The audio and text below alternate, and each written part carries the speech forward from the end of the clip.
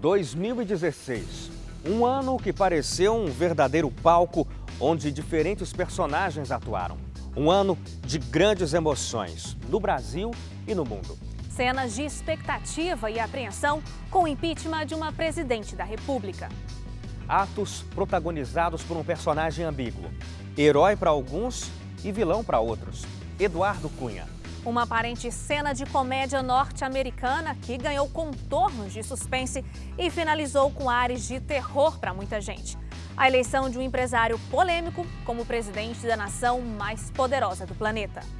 Cenas que provocaram choro e risos ao mesmo tempo nos primeiros Jogos Olímpicos ocorridos na América do Sul.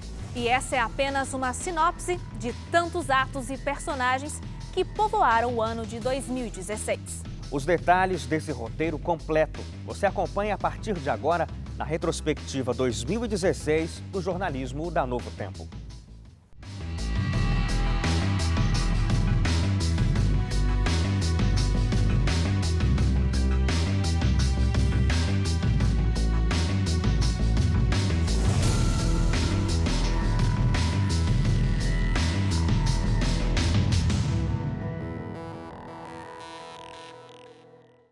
E vamos começar com política. A guerra entre Eduardo Cunha e Dilma Rousseff começou em 2015, mas foi em 2016 que ela se intensificou e culminou na aprovação do processo de impeachment da então presidente. O processo durou meses e no dia 31 de agosto, Dilma Rousseff foi destituída do cargo de presidente da República, mas continuou com os direitos políticos preservados. Com a saída de Dilma, assumiu a presidência o vice, Michel Temer, que rebateu as acusações dos aliados de Dilma e repreendeu o próprio partido, pedindo unidade nas tomadas de decisões. Condenada sob a acusação de ter cometido crimes de responsabilidade fiscal, Dilma Rousseff sofreu impeachment por 61 votos a favor e 20 contra no Senado Federal. Minutos depois, Dilma se pronunciou, dizendo que foi vítima de uma injustiça e que quem foi a favor do impedimento rasgou a Constituição.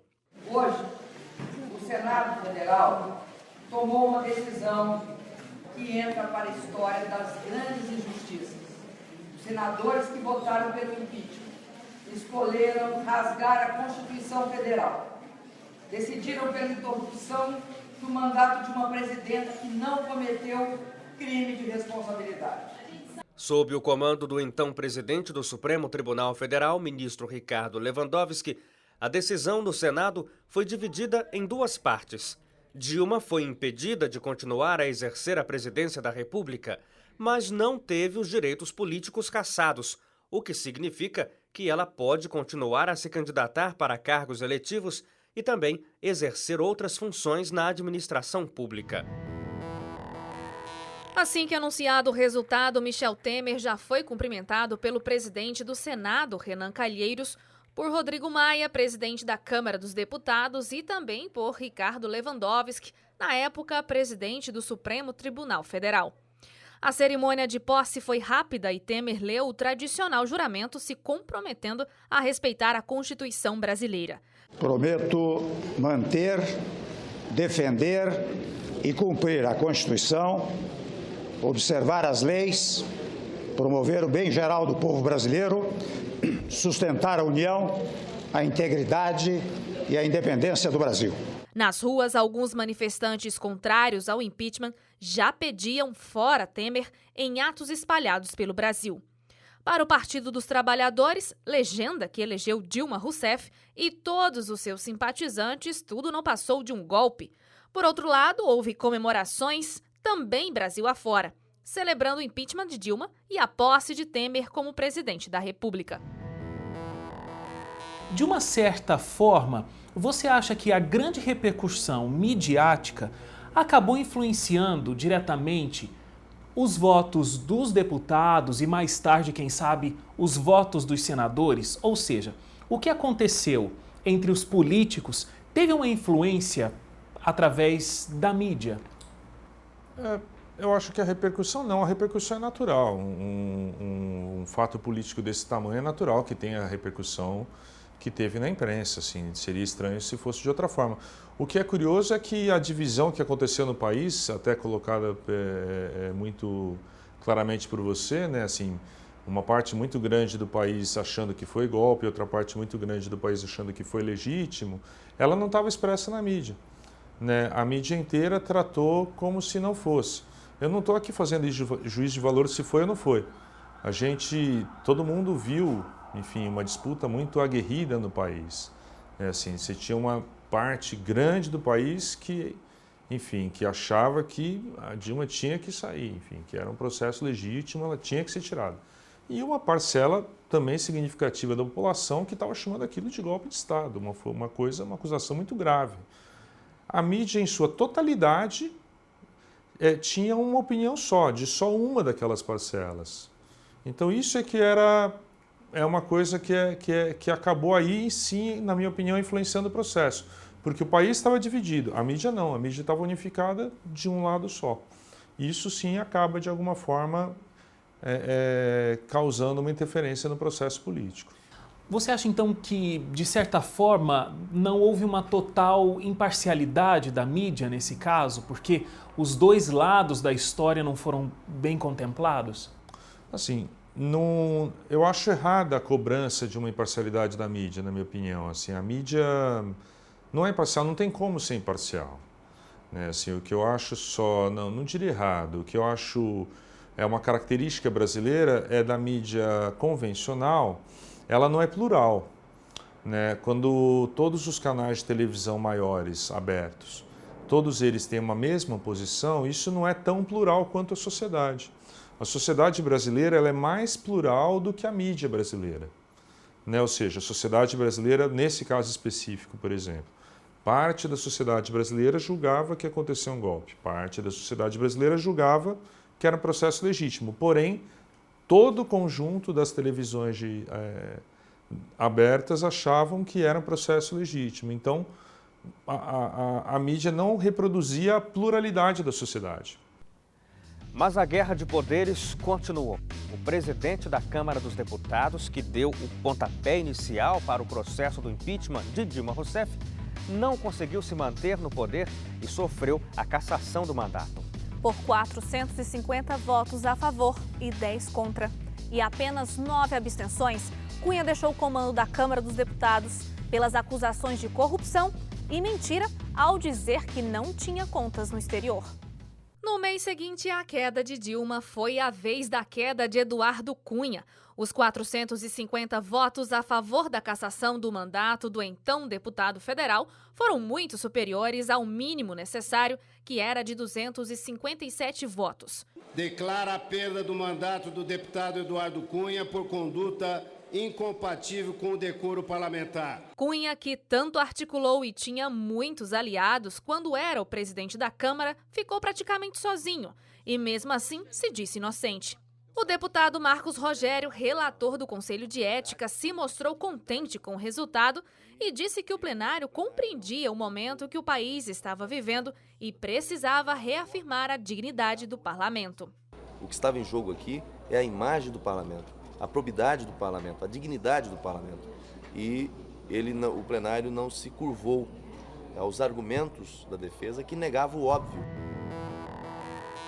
Gente, a votação do Eduardo Cunha teve o resultado de 450 votos a favor e apenas 10 contra. Será que isso mostra um pouco o jogo de poder envolvido na política? Porque se a gente para olhar, até pouco tempo antes do momento daquela votação, o Eduardo Cunha tinha vários aliados e, de repente, parece que ele ficou praticamente sozinho. Isso mostra um pouco como o jogo da política pode corromper as pessoas com facilidade? Bom, eu acho que, infelizmente, os deputados que ali estão e os senadores não estão só para defender a população. Acho que o que menos estão fazendo ali é defender a população ou colocar exatamente o que a população pensa ou quer. Ou eles estão ali para fazer conchavo e, de alguma maneira, misturar o público com o privado, né? Não, com certeza. Então, se defende o público, se por um acaso o privado tiver incluído. E no caso aí, né, da votação, foi exatamente, acho que alguns, os 10, que estavam muito ligados a ele e que realmente tinham muito a perder, aí sim votaram a favor dele. O resto, como não tinha muita ligação mais com ele e nem poderia mais, de alguma maneira, perder nada ali no Congresso, acabaram votando realmente a favor da cassação dele. Tem uma questão aqui também, depois veio a prisão dele, né? Veio toda essa ocupação, mas a prisão dele ainda não ficou muito clara para saber se ele perdeu todo esse poder, né? Por que ele foi parar na Polícia Federal e por que o Cabral foi parar em Bangu, né? Sendo que a investigação da Lava Jato também, né? Então, muitas coisas ficam colocadas aí para saber até que ponto, de fato, está sendo uma situação imparcial, né? Porque até o momento a gente vai pensar, bom, como é que está se desenrolando? Então a gente vai discutir todas essas questões, que a esposa dele foi lá, fez depoimento, foi muito questionada. Está se discutindo agora as questões de repatriação, se dos parentes também pode ou não entrar nessa questão da repatriação de valores, e daí discute também, eventualmente, que a esposa dele possa vir a ser uma beneficiada. Então ainda está uma coisa um pouco nebulosa ainda nessa questão do Eduardo Cunha. Mas fato é que a forma que ele cresceu, né, que ele surgiu na mídia, né, foi utilizado, principalmente, foi o grande comandante do impeachment, vamos colocar dessa forma, né? Ele que conduziu, que abriu, que negociou com os deputados e tudo mais, e ele caiu logo depois, né? Ele alega que caiu por conta do PT, mas não foi só o PT que votou nele. Os próprios deputados do partido, muitos que antes o apoiavam veementemente, também o deixaram de lado. Então, a gente vai discutir, né? Estar no governo é uma coisa, estar no poder é completamente distinto, né? Tem um ponto interessante que o Chico Alencar, do PSOL do Rio de Janeiro, ele chegou a dizer na época da cassação do Eduardo Cunha que a cassação do Cunha foi um pequeno, mas importante passo para o fim da corrupção. Dá para concordar com isso? A questão do jogo do poder, ela acaba se tornando complicado, porque a grande preocupação é alguém vai substituí-lo. Então, se não mudar a estrutura do jogo de poder, das relações de poder dentro do nosso Congresso, nós continuaremos tendo muitos outros Eduardos Cunhas futuramente. Essa é uma grande preocupação. Mas não foi só a política que esteve nas sombras em 2016. A economia também esteve em crise, com mais de 12 milhões de desempregados e as contas públicas abrindo um rombo para o governo, o que levou o presidente Michel Temer a criar a PEC do teto de gastos, a principal plataforma econômica do governo. Empregados ou empresários, todos estão preocupados com os rumos da economia do Brasil. Segundo a Pesquisa Nacional por Amostras de Domicílio, a PNAD do IBGE, o índice de desemprego no país subiu para 11,3% no segundo trimestre do ano. Para fazer os empregos voltarem a surgir e a economia nacional crescer, é necessário fazer o brasileiro consumir. Mas as expectativas não são boas. A confiança do consumidor dá sinais de melhora, mas pelas vendas no varejo em datas comemorativas em 2016, dá para ver que ainda vai levar tempo para voltarmos ao normal. Pelo terceiro ano seguido, as vendas do Dia das Mães caíram e desta vez a queda foi de 16,4% em relação ao ano anterior. No Dia dos Pais, a queda foi de 8,8%, o pior resultado desde 2005. As crianças também ganharam menos presentes neste ano, já que a queda nas vendas foi de 9%. E para o fim do ano, uma pesquisa do SPC Brasil mostra que só 3 em cada 10 comerciantes pretendem investir para o Natal. Ou seja, mais de 75% dos varejistas garantem que não vão fazer investimentos. Mas o governo de Michel Temer diz que vê saídas para a economia brasileira voltar a empolgar empresários brasileiros e investidores estrangeiros. E uma das grandes ações para isso é a proposta de emenda à Constituição 55, a antiga PEC 241, como era chamada na Câmara, que limita o teto de gastos do governo federal. Quem viver, verá. Para vocês, a proposta de emenda à Constituição 241 vai mesmo ajudar o país a sair da crise? Porque tem gente que diz que vai piorar ainda mais a qualidade da saúde e da educação com o corte de gastos, mesmo que para essas duas áreas ela comece a valer a partir apenas de 2018. Então, PEC 241 vai ajudar ou vai piorar a situação do Brasil nessa crise econômica? Eu acredito que, através da PEC, você está tentando conter gastos para resolver outras áreas da qual não se toca na PEC, como é o caso da questão previdenciária, por exemplo, que hoje embarca em torno de 40% do orçamento público, né, da União, é destinado à questão da Previdência. Então, ao meu ver, particularmente, deveria se dar atenção primeiro a uma reforma previdenciária, que eu acho que precisamos fazer, nós não temos como fugir. Não é? Olhar para outras questões que eu acho que também são fundamentais, que são de estruturas ali administrativas, como a própria questão do número de ministérios, do número desses cargos comissionados, destes altos salários que nós vemos aí pelo Brasil afora, em todas as esferas, não somente da União.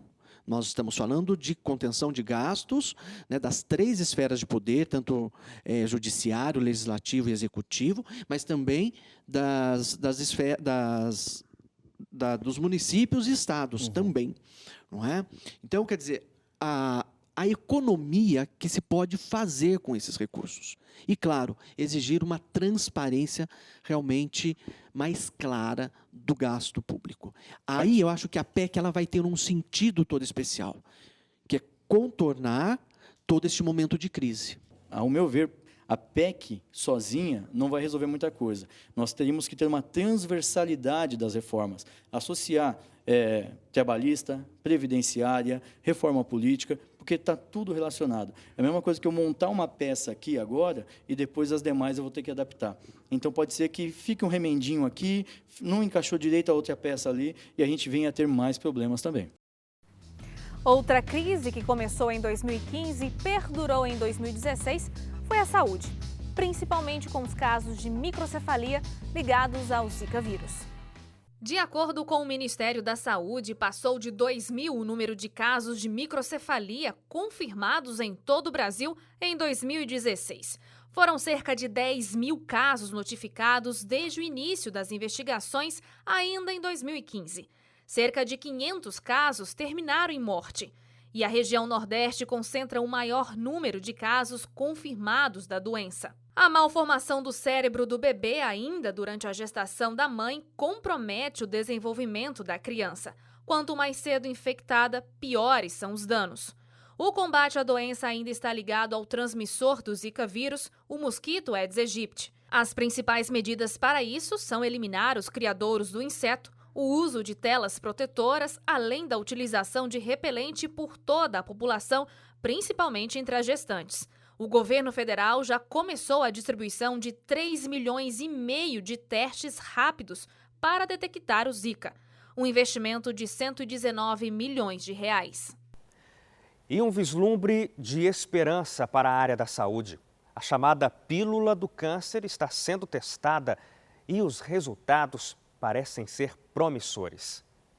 Fosfoetanolamina é uma substância que imita um composto que já existe no organismo humano e que, teoricamente, é capaz de identificar as células doentes e permite que elas sejam removidas pelo sistema imunológico. Popularmente conhecida como pílula do câncer, foi distribuída por um bom tempo pelo campus de São Carlos da Universidade de São Paulo. No entanto, depois foi proibida por não ter registro da Anvisa. Mas o Ministério da Saúde, Tecnologia, Inovações e Comunicações divulgou novos resultados de pesquisas. Em camundongos, a pílula do câncer foi capaz de reduzir tumores com efeitos colaterais bem mais brandos do que a quimioterapia convencional contra o câncer. E o Instituto Nacional do Câncer já começou os testes em seres humanos, envolvendo centenas de voluntários. A primeira fase já mostrou que o composto é seguro.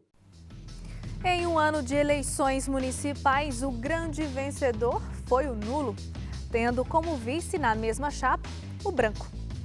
Em 22 capitais brasileiras, abstenções, brancos e nulos somaram mais votos do que o primeiro ou segundo colocados na disputa pela prefeitura.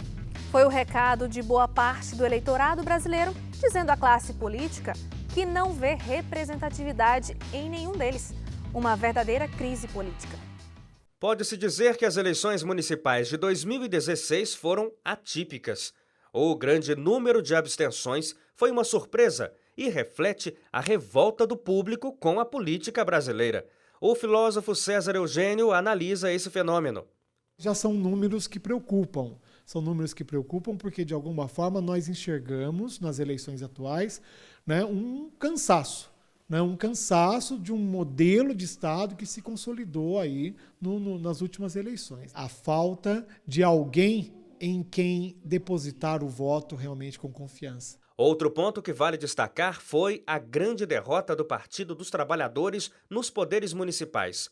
Em 2012, o PT elegeu 630 prefeitos. Em 2016, apenas 256. Perdeu mais da metade das prefeituras conquistadas anteriormente. O partido vive a crise mais intensa da sua história. Os escândalos de corrupção entre políticos, não somente do PT, certamente fizeram o povo acordar e reagir a tanta desonestidade. Afinal, ou votava-se no menos pior, ou votava-se em ninguém. A Polícia Federal tem trabalhado para varrer os corruptos do poder. Prova disso é a Operação Lava Jato, que investiga o esquema bilionário de desvio e lavagem de dinheiro envolvendo a Petrobras. De acordo com o Ministério Público Federal, o esquema funcionava da seguinte forma: diretores e funcionários da Petrobras cobravam propina das empreiteiras e demais fornecedores a fim de facilitar seus negócios com a estatal. Os contratos eram superfaturados, permitindo o desvio de dinheiro para lobistas, doleiros e outros encarregados de repassar os valores ilegais aos políticos e funcionários públicos envolvidos. Além disso, o esquema beneficiava partidos políticos. A Polícia Federal tem trabalhado duro. Já prendeu o doleiro Alberto Youssef, Antônio Palocci, Guido Mantega, Paulo Roberto Costa, Dalton Avancini, Fernando Soares, João Vacari Neto, Marcelo Odebrecht, José Dirceu, Eduardo Cunha, entre outros nomes. Até o presidente Lula é acusado de participar do esquema. Segundo o coordenador da Força Tarefa da Lava Jato, Lula seria inclusive o mandante de tudo.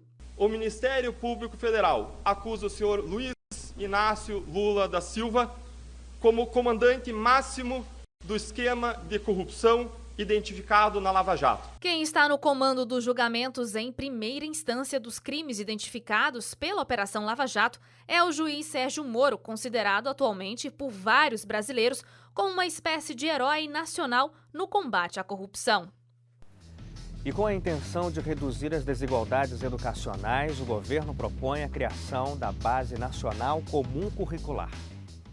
Mais de 9.000 professores, gestores, especialistas e entidades de educação contribuíram para formar o documento.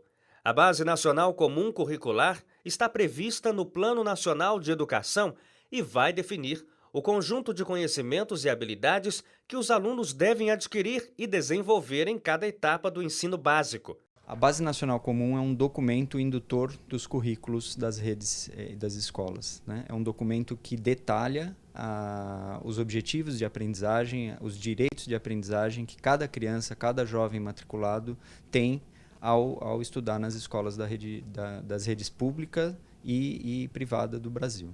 O documento vai orientar sistemas e redes de ensino a desenvolver os próprios currículos. A ideia é que os conteúdos definidos ocupem 60% da carga horária dos estudantes da educação básica. No restante do tempo, as redes de ensino vão poder escolher o que ofertar, desde conteúdos regionais às atividades extras. Nós vamos ter uma certa organização para que em qualquer estado brasileiro, em qualquer escola, existam conhecimentos aos quais todos os alunos brasileiros tenham que ter acesso. O Ministério da Educação propõe também a reforma do ensino médio. Assim, disciplinas como educação física, artes, filosofia e sociologia passam a ser optativas. Em teoria, a mudança já está em vigor, mas como ainda precisa passar pelo Congresso, deve começar a valer em 2017.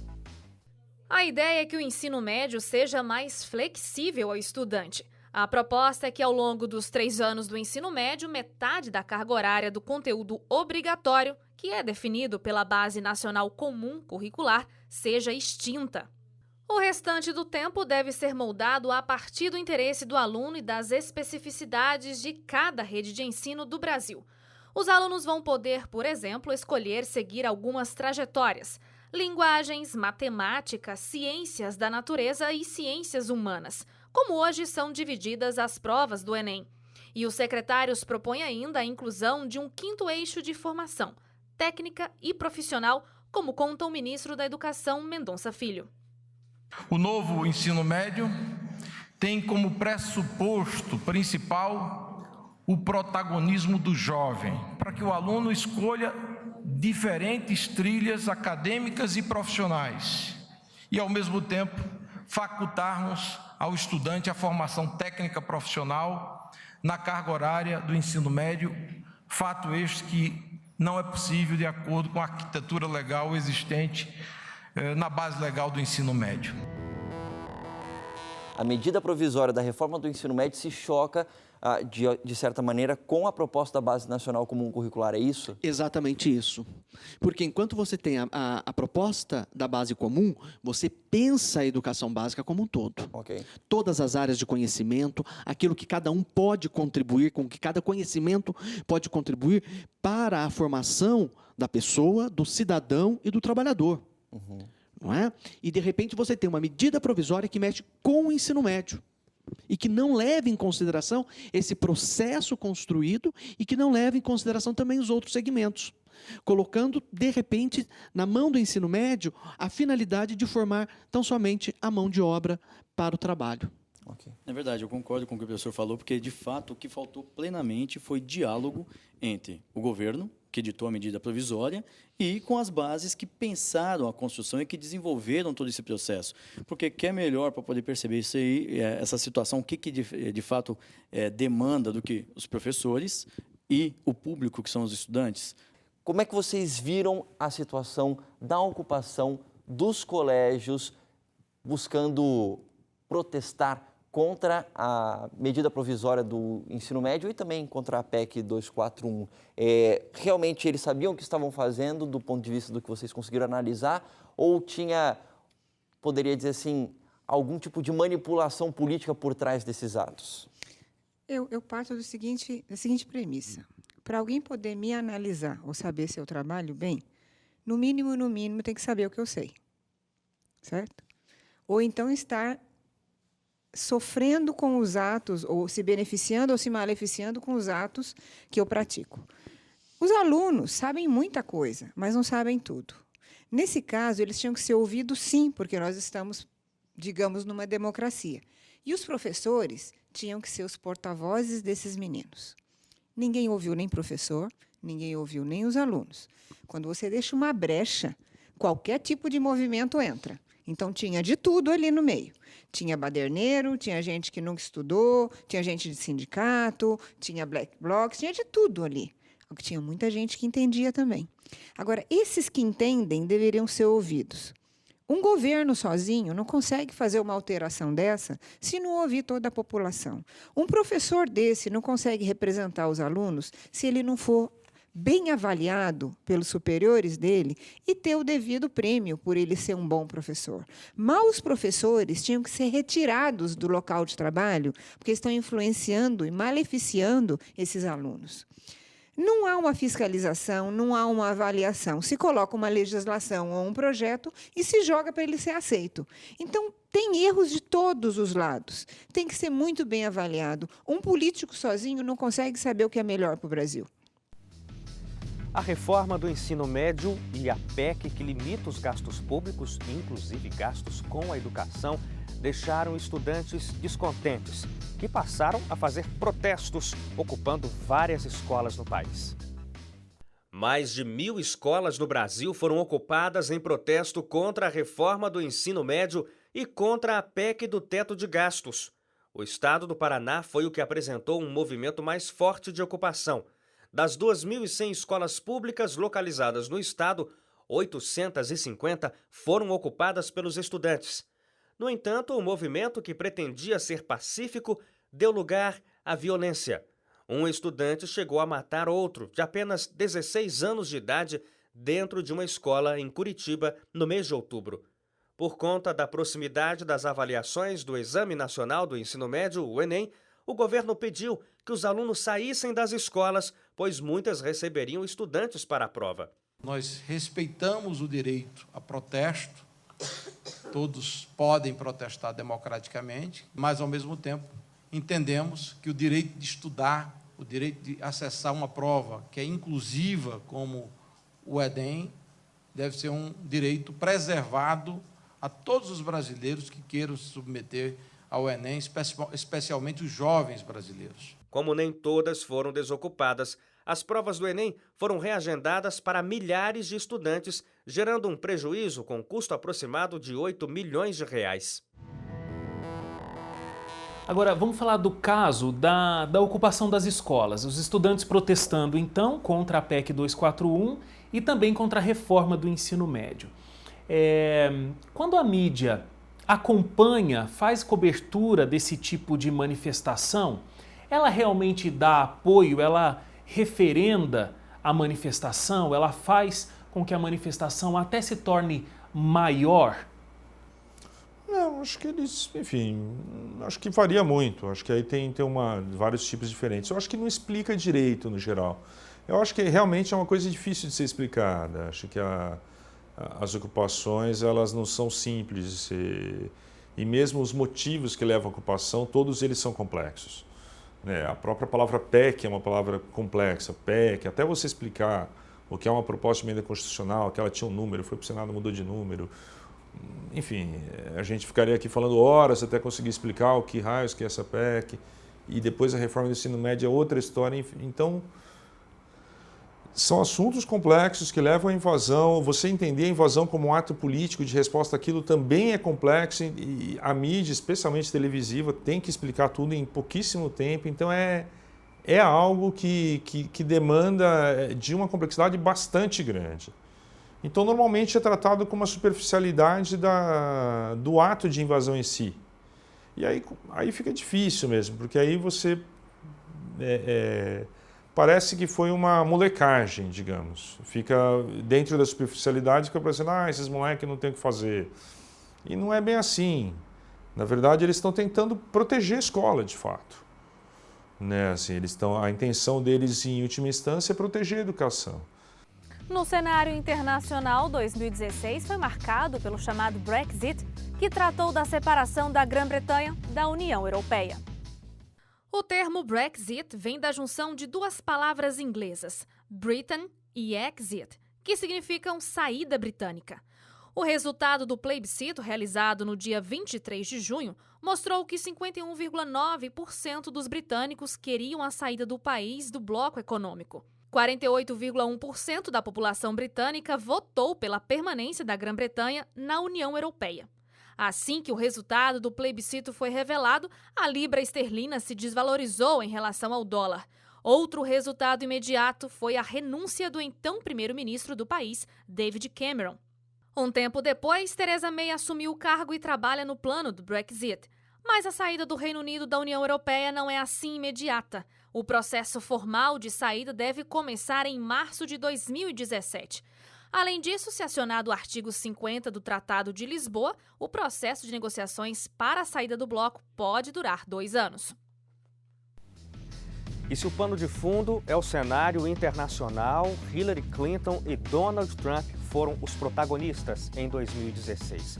2 atores principais que, em lugar de disputarem o Oscar, brigaram pela faixa presidencial dos Estados Unidos. O nome de Donald Trump como pré-candidato do Partido Republicano à presidência dos Estados Unidos parecia mais uma piada para muitos norte-americanos. Piadas repletas de declarações polêmicas e propostas que soavam absurdas, como a do muro separando Estados Unidos e México. Mas, com o passar do tempo, o riso de muitos se transformou em um semblante de tensão com o crescimento de Trump ao longo da campanha, que culminou com os debates entre o magnata e a candidata democrata Hillary Clinton. Mas o que realmente surpreendeu o mundo foi o resultado da eleição, diferente das pesquisas anunciadas anteriormente. O magnata do Partido Republicano conseguiu o voto de 276 delegados, ultrapassando o mínimo de 270 necessários para ser o vencedor no colégio eleitoral e se tornar o presidente da nação mais poderosa do planeta. Após o resultado, em seu primeiro discurso, Trump chegou a parabenizar Hillary Clinton pela campanha, dizendo que ela foi muito forte. Clinton telefonou para o rival e gentilmente o cumprimentou pela vitória. Trump disse que vai governar para todos e promete manter o país unido. Ele vai tomar posse em 20 de janeiro de 2017. Vocês acreditam que o Reino Unido fez uma boa escolha ao sair da União Europeia? A curto prazo não, a longo prazo sim. Nos explique. A curto prazo ele vai perder muita benfeitoria que ele só conseguiu fazendo parte da União Europeia, né? Estamos falando do Reino Unido, né? Muita gente vai chiar porque a princípio vai ter muito boicote, eles vão ver que vai ser difícil. Mas o Reino Unido ele é muito forte, principalmente financeiramente, as instituições são bem sólidas. Quando ele assumir tudo aquilo que ele tinha delegado para a União Europeia antes e retomar tudo, ele sim vai ser muito forte, aí sim. A economia internacional ela vai ser mudada, porque o que acontece? Essa liberalização da globalização fez com que, de fato, alguns países perdessem o seu espaço, principalmente as pessoas, a população do país perdeu espaço em algumas áreas, outras nem tanto, mas de fato causou esse medo, porque o acesso ficou restrito a poucas pessoas. É natural do ser humano buscar um inimigo externo para culpar quando a coisa começa a apertar, inclusive do ponto de vista financeiro, professor? Pergunta difícil, mais fácil, né? É mais fácil justificar. Não é? Muitas vezes os nossos fracassos, muitas vezes a nossa própria incompetência de gerenciar ou de resolver certos problemas. Agora, particularmente o que eu vejo, na verdade o que me preocupa dentro de todo esse processo são de questões que sempre ficaram à margem da discussão econômica, que são as mazelas da nossa humanidade. Os milhões que passam necessidades, que passam fome, a forma com que, de certa maneira, as pessoas têm acesso àquilo que é fundamental para a vida. Então, o dinheiro, o acesso ao alimento, a uma água potável, à segurança. Então, são essas questões que também tinha que estar pautada dentro de um debate político destes grandes líderes mundiais. No momento, claro, que eu entendo a posição da professora, que primeiro eu preciso arrumar minha casa. Eu preciso colocar a ordem dentro do meu espaço, com aqueles que vivem aqui, para que a gente possa repensar um futuro. Mas o nosso grande receio, né, o meu particularmente, é que esse processo seja muito lento. E aí, novamente, se construa um abismo social muito grande que torne-se insustentável. A gente teve a corrida presidencial norte-americana, Hillary Clinton, Donald Trump. Com a eleição do Donald Trump, muita gente ficou assustada no planeta inteiro, até porque muitos não esperavam que isso realmente ia acontecer. Muitos viram como uma espécie de piada de mau gosto se tornando realidade. E agora, a maior nação do planeta está sob um novo comando. As expectativas são positivas ou negativas, de acordo com os especialistas aqui, os analistas? Depende para quem. Também, tudo depende. Para aquele grupo que votou no Trump, que realmente quer voltar a ter tudo que tinha antigamente, que deixou de ter, que é aquela faixa da população branca, maior de 50 anos, que não tem curso superior, para eles vai ser ótimo, porque ele é capitalista, agressivo e marqueteiro. Então, ele vai fazer de tudo para o país ser um país industrializado de novo. Ele está achando que ele vai trazer todas as indústrias para dentro do país de novo. Isso é antiglobalização, né? Totalmente contra tudo que foi evoluído até hoje. Agora, para aqueles que queriam votar na Hillary Clinton e votaram, e que são mais pela parte social, e que estavam lutando junto com o Obama para que realmente a população recebesse maiores benefícios por parte da população, isso não vai acontecer. Porque, como ele é um grande empresário, ele vai pensar no benefício dos empresários, inclusive daqueles que bancaram a campanha dele, né? Na América do Sul, mais crise. Na Venezuela, querem tirar Nicolás Maduro do poder. E, enquanto isso, o povo sofre com o racionamento de compras e pela falta de comida. O petróleo é a fonte de 96% das receitas financeiras da Venezuela. Com a queda no preço dessa matéria-prima no mercado internacional ainda em 2014, o país sul-americano tem se afundado a cada dia mais em uma grave crise econômica e política. Em 2016, o governo da Venezuela impôs racionamento de energia de 4 horas por dia, além de controlar a compra de comida, que sofre com a inflação e teve reajustes absurdos. Com isso, a oposição foi ganhando força no pedido de revogação do mandato do presidente Nicolás Maduro. Mesmo depois de membros da oposição recolherem mais de 1.900.000 assinaturas, o Conselho Eleitoral da Venezuela disse que só vai realizar o referendo em meados do primeiro trimestre de 2017. Se houver referendo e conseguirem tirar Maduro do poder, serão convocadas novas eleições. Caso Maduro seja apenas afastado do cargo, quem assume é o vice, Aristóbulo Stures, que também é chavista. Em 2016, a crise migratória foi ainda mais intensa. O desespero das pessoas que vivem em países em guerra foi tamanho que elas continuaram atravessando o mar aberto, arriscando a própria vida, em busca de uma última esperança.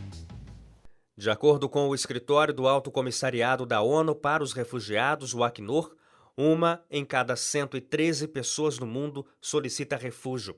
Até o final de 2015, foram registrados um total de 65.300.000 pessoas deslocadas por guerras e conflitos. Ainda não há registros oficiais dos números fechados de 2016, mas sabe-se que houve um aumento em relação ao ano passado. Entre os países que são a principal origem de refugiados no mundo estão a Síria, o Sudão, o Afeganistão e a Somália. Turquia, Grécia, Itália, Inglaterra e Alemanha são os países mais procurados pelos refugiados para iniciar uma vida nova. Em meio à busca por esperança, muitos são afogados nos mares gelados porque as embarcações são frágeis e superlotadas, ceifando vidas e sonhos. Os que conseguem ser resgatados e chegam à costa são remanejados. Neste ano, no norte da França, foi montado um acampamento em Calais com cerca de 8.000 refugiados que, em outubro, foi esvaziado. Os imigrantes desse acampamento, que era conhecido como a Selva, foram enviados para centros de acolhimento espalhados pelo território francês. Vamos falar da crise migratória? A gente sempre teve uma cobertura da imprensa com relação à guerra da Síria, por exemplo, muito numérica. E a gente não se emocionava ou não conhecia as histórias das pessoas que viviam aquelas dificuldades. Com o processo dos refugiados chegando a diferentes países, as mídias locais começaram a abordar um pouco mais a história desses refugiados. Você acha que esse posicionamento de conhecer o refugiado, ele se tornar personagem de algumas reportagens, faz com que se tenha uma visão diferente desse refugiado? Sim, acho que sim. Acho que Bom, o Brasil foi um país construído por imigrantes inteiro, todos nós somos filhos de imigrantes, acho que espero que continue essa tradição, né? Assim, São Paulo, especialmente, continua recebendo um fluxo gigantesco de imigrantes. Eu moro perto do Glicério, chegam levas e levas de imigrantes de todos os lugares e eu acho ótimo que a televisão mostre, enfim, que a mídia mostre essas histórias, porque aumenta a aceitação das pessoas quando elas chegam, né? Assim, ninguém vem da Síria até aqui ou do Haiti até aqui porque quer, sei lá, roubar nossos empregos. Enfim, as pessoas estão vindo porque é claro que ela prefere estar do lado da família dela, perto na cidade onde ela nasceu, enfim, no país onde ela fala a língua. Ela não prefere vir do outro lado do oceano, onde ela não fala a língua, está longe da família, né, não conhece nada, não conhece a cultura, não é a comida que ela come, enfim. Claro que não é o que ela prefere. Ela não está fazendo isso por mal, digamos. Né? Mas mesmo assim a gente sabe que é difícil a aceitação para algumas pessoas. Então ajuda, quando você mostra o desastre humanitário que está acontecendo em certas partes do mundo, sem dúvida ajuda. Ajuda a aceitação por parte da população local, ajuda. Para que não aconteça cenas horrorosas que acontecem com mais frequência nos Estados Unidos e na Europa de não aceitação da população imigrante, o que é absolutamente horrível. Ainda mais quando a gente lembra que somos todos imigrantes, né? Alguns países realmente não aceitam a entrada desses imigrantes ou dificultam muito a entrada desses imigrantes. Esse posicionamento midiático de agora conhecer a história desse imigrante, desse refugiado, pode fazer com que esses países sejam talvez mais criticados por conta dessa decisão? Espero que sim, porque a essa altura do campeonato, na situação que está o mundo, querer fechar a fronteira, primeiro é impossível e segundo é inaceitável. Então, e não vai resolver nada, né? Assim, é impossível, é inaceitável e não resolve o problema. Então, espero que contribua de fato. Depois de 4 anos de negociação, em agosto de 2016, o governo da Colômbia e as Farc assinaram um acordo de paz para o conflito de 52 anos. Mas em outubro, na votação, mais uma surpresa. O não acabou vencendo com 50,21% contra 49,78% do sim. Dos quase 35 milhões de pessoas que estavam cadastradas para votar, apenas 37% compareceram às urnas em agosto. Depois do resultado surpreendente com a rejeição do acordo por parte da população, o presidente do país, Juan Manuel Santos, disse em seu discurso que seu governo vai continuar buscando a paz. Disse ainda que não vai se render, pois quer deixar uma Colômbia melhor para as próximas gerações. Não me rendiré. E ele não desistiu mesmo. No fim de novembro, um novo acordo foi assinado e desta vez não foi a voto popular, foi direto para aprovação no Congresso. E se em 2016 a organização guerrilheira comunista colombiana chamou a atenção por conta do Tratado de Paz, outro momento importante no cenário internacional foi a morte de Fidel Castro, líder do regime comunista cubano, no dia 26 de novembro, em Havana, capital de Cuba. Com um governo que durou quase 50 anos, Fidel foi um líder controverso, por se manter preso à ideologia política mesmo após o colapso do comunismo na União Soviética, seguiu sendo respeitado por vários admiradores do comunismo ao redor do mundo, ao mesmo tempo em que seguia sendo odiado por milhões contrários a essa ideologia política. Assim, não é de espantar que a morte de Fidel tenha sido recebida com tristeza por alguns e comemoração por outros. Cubanos que vivem em Miami saíram às ruas para festejar a morte do ditador. Afinal, o regime ditatorial cubano fez com que milhares de pessoas fugissem para os Estados Unidos na década de 1980. O governo cubano declarou 9 dias de luto para homenagear o líder. E se a vida em 2016 foi vivida em um palco de cenas reais, a Síria é um roteiro constante que mistura ação, violência e terror. A guerra civil na Síria começou em 2011 e já deixou mais de 300 mil mortos e milhões de pessoas deslocadas. A Organização das Nações Unidas tem colaborado com a ajuda humanitária dentro do possível. Em setembro deste ano, o secretário de Estado norte-americano John Kerry e o ministro russo das Relações Exteriores, Sergei Lavrov, que apoiam lados opostos na guerra, anunciaram a trégua durante uma reunião em Genebra, na Suíça, com o objetivo de encontrar uma solução política para a crise da Síria. Os Estados Unidos apoiam os rebeldes moderados e curdos que lutam na Síria, além de liderarem a coalizão internacional que bombardeia alvos do Estado Islâmico no país. A coalizão liderada pelos Estados Unidos defende o fim do regime do presidente Bashar al-Assad. Já a Rússia é aliada do governo sírio, mas tanto a Rússia quanto os Estados Unidos têm um alvo em comum: os extremistas do Estado Islâmico. E por falar em mortes, uma tragédia marcou a história do futebol mundial em 2016 e deixou uma nação inteira consternada e em silêncio.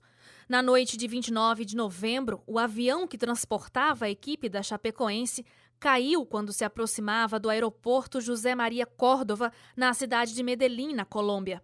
77 pessoas estavam a bordo, entre jogadores, equipe técnica, jornalistas e tripulação. 71 pessoas morreram.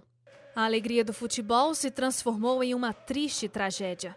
Ficaram sonhos não realizados, corações vazios e um futebol que já não tinha cor e nem torcida, só luto.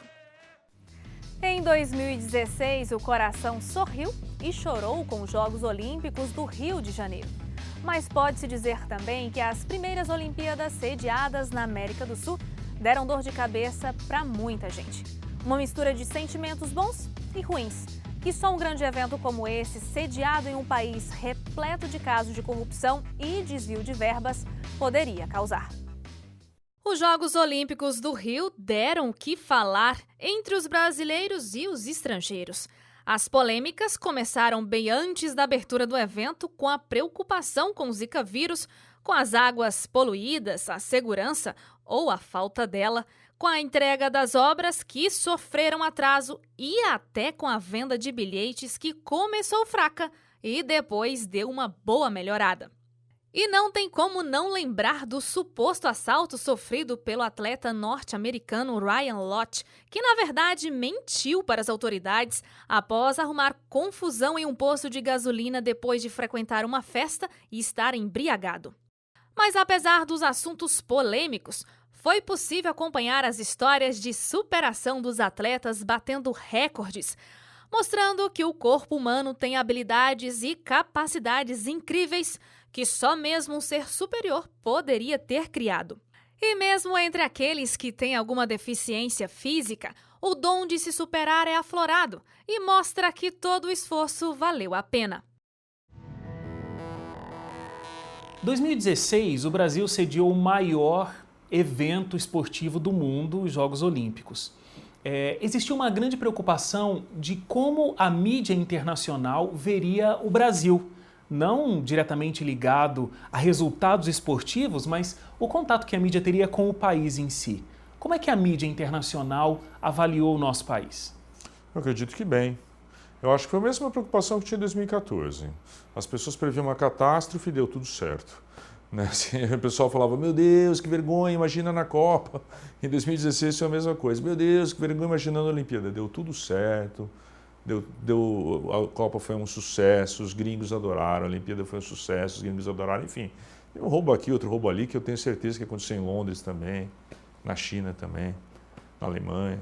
Então, acredito que os gringos voltaram muito felizes da vida. Eu fui para o Rio de Janeiro, eu fui em Jogos da Copa, fui em Jogos das Olimpíadas. Estive no Rio de Janeiro, levei meu filho pequeno para o Estádio Olímpico. Estava uma maravilha aquilo lá, todo mundo se divertiu adoidado. Eu tenho certeza que tanto a imprensa estrangeira quanto os torcedores que vieram aqui saíram daqui com uma ótima impressão do Brasil. Porque não tinha como ser diferente. Assim, salvo pequenos problemas que, enfim, poderia ter sido um pouquinho melhor organizada, poderia ter tido melhor infraestrutura, sobrado um legado melhor de infraestrutura para a cidade, para o país, sem dúvida alguma. Mas deu tudo certo. Certamente eles levaram uma boa impressão para casa. Agora, a mídia realmente relatou a realidade do país, a gente conseguiu ver a realidade do país nessas notícias das Olimpíadas, ou houve também um pouco de maquiagem por conta da gente estar tratando de um jogo olímpico, vamos falar de esporte, vamos falar da realidade brasileira? Ah, sim, aí eles têm um pouco de maquiagem, claro. O cara está no Brasil, veja bem, ele está no Rio de Janeiro, né? Então o repórter chega, ele está no Rio de Janeiro, uma das cidades mais lindas do mundo, ele está vendo os Jogos Olímpicos, que já é um evento esportivo. Então, certamente ele não mostrou todas as mazelas do Rio de Janeiro e do Brasil. Sem dúvida, não foi mostrado todos os problemas que tem, e são muitos. E não haveria como eles serem resolvidos todos com os Jogos Olímpicos ou com a Copa do Mundo. Olimpíadas Rio 2016. A palavra que se usou durante muito tempo foi legado. O legado dos Jogos Olímpicos e Paralímpicos, do ponto de vista de vocês, cada um na sua área diferente. A professora Suade trabalha muito com política internacional, relações internacionais, William com economia, o professor trabalha com educação, trabalha com filosofia. Qual foi o legado olímpico e paralímpico do ponto de vista de vocês? Foi mais positivo ou mais negativo? Quando nós pensamos num evento como este e falamos de legado, nós temos que pensar dentro dos mais diferentes setores. O Brasil, ele assumiu o compromisso de realizar esses eventos, mas não assumiu a responsabilidade e a seriedade que deveria ter para permitir com que estes eventos transformasse o país e que desse ao país condições de trilhar um caminho de maior desenvolvimento. Então, construiu-se, fez uma grande festa, porém agora fica aí apagado, fica as marcas, uma marca muito negativa daquilo que poderia ser algo realmente grandioso. Nós não percebemos, né? Mas na época, nós percebemos e ninguém deu devido valor. Quando o Rio falou, nós não temos dinheiro para as Paralimpíadas, né? A gente achou que ia passar, que alguém ia dar o dinheiro, né? A prefeitura ajudar, o governo federal ajudar, ia passar. A coisa era tão profunda e ninguém percebeu, né? Financeiramente, a coisa realmente foi feia e vai ficar cada vez mais feia. E cada vez mais vão descobrir mais pessoas envolvidas e vão haver mais prisões e a coisa vai ficar feia. Agora, o que ficou para mim, no caso, assim, em nível internacional, foi a surpresa das Paralimpíadas. Que coisa fantástica, né? Nós temos atletas maravilhosos que não estão no vídeo no dia a dia, mas que deram um up no bem-estar do brasileiro, o espírito, né, de civilidade veio assim de uma maneira que todo mundo ficou orgulhoso. Agora, eu lamento muito, por um outro lado, e eu acho que o mundo todo lamenta, que o Brasil não deu o devido valor aos seus atletas. Em 60 minutos, praticamente 366 dias se apresentaram diante dos seus olhos. No palco de 2016, houve protagonistas, coadjuvantes, mocinhos e vilões, gente que entrou em cena e gente que deixou o tablado da vida. Esperamos que essa retrospectiva 2016 do jornalismo da Novo Tempo tenha servido não apenas para você recordar, mas também refletir. A você, uma boa noite e um feliz 2017.